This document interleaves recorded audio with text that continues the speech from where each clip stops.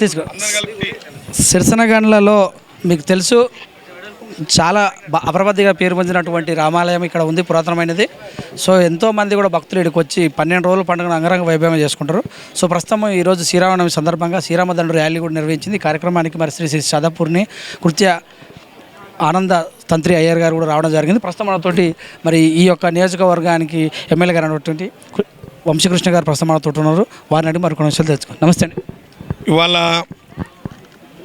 సిరిసనగండ్లలో అయోధ్య నగరు, చారగొండ మండలం, అచ్చంపేట నియోజకవర్గం. ఇవాళ శ్రీరామనవమి సందర్భంగా శ్రీ సీతారామచంద్ర స్వామి ఆలయంలో అంగరంగ వైభవంగా సీతారామచంద్ర స్వామి కళ్యాణ మహోత్సవం ఇప్పుడే పూర్తి కావడం జరిగింది.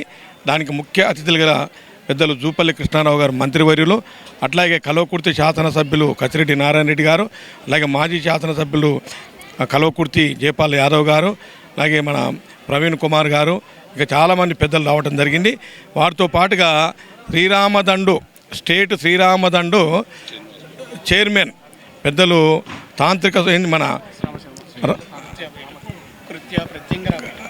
కృత్య ప్రత్యంగరాజదేవి వారి పీఠాధిపతి స్వామివారు రావడం జరిగింది.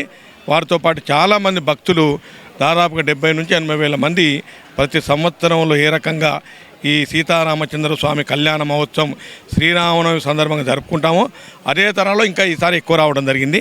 మరి ముఖ్యంగా ఇది అత్యంత ప్రాచీనమైనటువంటి ఆలయం, అత్యంత ప్రసిద్ధిగాంచిన ఆలయం. ఒకటి ఈ ఆలయానికి 1500 ఎకరాల భూమి ఉంది, కానీ ఆదాయం లేదు.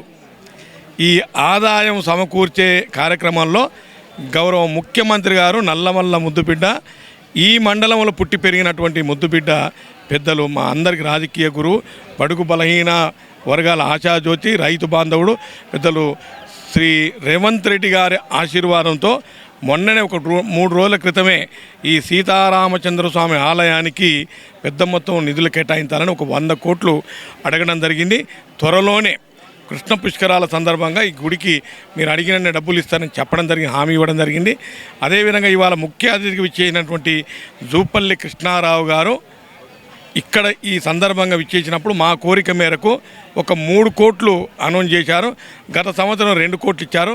మొత్తం వారి కల్చర్ అండ్ ఎక్సైజ్ అట్లాగే టూరిజం మంత్రి అయినటువంటి జూపల్లి కృష్ణారావు గారి ఫండ్స్ తోటి 5 కోట్ల రూపాయలు ఇప్పటికి ఇవ్వడం జరిగింది. అది నేను ఫస్ట్ రెండోసారి ఎమ్మెల్యేగా మొదటి సంవత్సరంలోనే ఒక 50 లక్షలు ఇచ్చాము. మొన్న ఒక 25 లక్షలు, దాదాపు 75 లక్షలు ఎమ్మెల్యే ఫండ్ ద్వారా ఇవ్వడం జరిగింది. రాబోయే కాలంలో నేను ఇది అని చెప్పను, కానీ ఈ ఆలయ రూపురేఖలు మారబోతున్నాం. అది నేను కాదు, గౌరవ ముఖ్యమంత్రి గారి ఆశీర్వాదంతో ఈ ఆలయాన్ని ఒకవైపు రోడ్డు ఎక్కేదైతే ఒకవైపు దిగేది, అట్లాగే చుట్టుముట్టున్న భూమిని కూడా చదును చేసి కాంపౌండ్ వాళ్ళగా చేసి ఇక్కడ ఏమేమి జరగాలనో ఒక మెగా ప్లాన్ తోటి ఇప్పటికే మెగా ప్లాన్ వేసాం.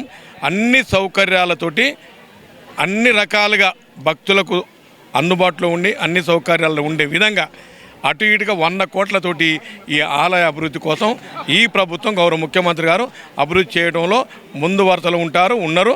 కాబట్టి త్వరలోనే దానికి కూడా ఆ నిధులు కూడా రాబోతూ ఉన్నాయి.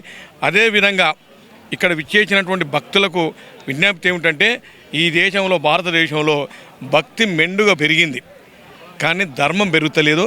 ధర్మం అంటే ఇతరులకు సాయం చేసేది, భక్తి అంటే సెల్ఫిష్. ఒక మాటలో చెప్పాలంటే ధర్మం అంటే నాన్ సెల్ఫిష్, అంటే ఇతరులకు సాయం చేసే వాళ్ళే ధర్మం అంటారు. ధర్మం కూడా పెరగాలి. కాబట్టి నేను ఎవరైతే ఈ ఆధ్యాత్మికంగా ఉన్నటువంటి అందరికీ నా విజ్ఞప్తి, మా స్వామీజీ లాంటి వాళ్ళకు కూడా ఎక్కువ శాతం ఈ ధర్మాన్ని గురించి ప్రబోధించాలని కోరుతా ఉన్నాం. అట్లాగే చాలామంది జై శ్రీరామ్ అని అంటున్నారు, అది తప్పని నేను అనను. కానీ నా చిన్న సలహా ఏమిటంటే, సీత లేకుండా రామాయణం లేదు, సీత లేకుంటే ఆ కావ్యమే లేదు. కాబట్టి ఇప్పటి నుంచి అందరూ జై సీతారామని పిలిస్తే ఇటు మన భారతదేశ సంస్కృతి, ప్రాచీన భారతదేశ సంస్కృతి, హిందూ సంస్కృతి, స్త్రీలను గౌరవించే సాంప్రదాయం ఉంది. కాబట్టి అందరికీ నా విజ్ఞప్తి ఏంటంటే, జై శ్రీరాము అనేదానికి ఒక ముందు జై సీతను యాడ్ చేయండి. కాబట్టి ఇప్పటి నుంచి జై సీతారామని మీ నినాదం ఉండాలని అందరూ కూడా సవినయంగా మనవి చేస్తూ సెలవు తీసుకుంటాం. Thank you very much.